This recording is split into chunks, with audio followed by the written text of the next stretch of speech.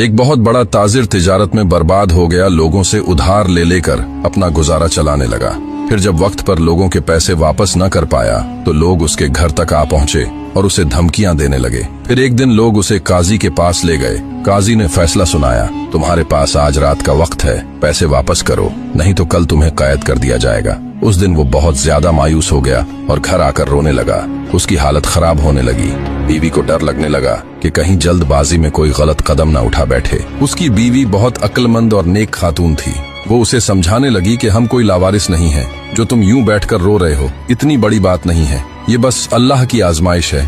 पहले अच्छे दिन थे, अब चले गए हैं और बुरे दिन आ गए। देखना बहुत जल्द बुरे दिन भी चले जाएंगे। तुम बस अल्लाह पर भरोसा रखो और सब्र से काम लो, और आज रात जैसा मैं कहती हूँ वैसा ही करो, फिर इंशाअल्लाह सब ठीक हो जाएगा। बीवी ने उसे मशवरा दिया, आज रात हम अपने आका रहमतुल आलमीन सल्लल्लाहु अलैहि वसल्लम पर बैठकर दुरूद शरीफ पढ़ते हैं, फिर देखना अल्लाह अपने हबीब के सदके क्या करम करते हैं। फिर वो घंटों तक दुरूद पढ़ते रहे।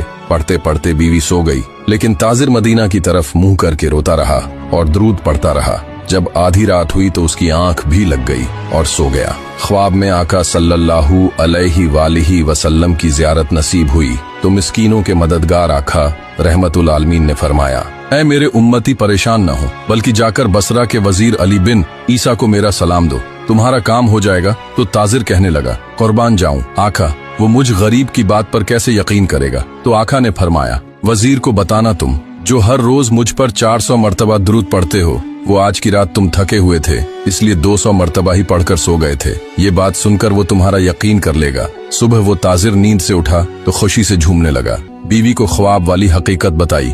बीवी ने कहा, देखा मैंने कहा था कि हम लावारिस नहीं।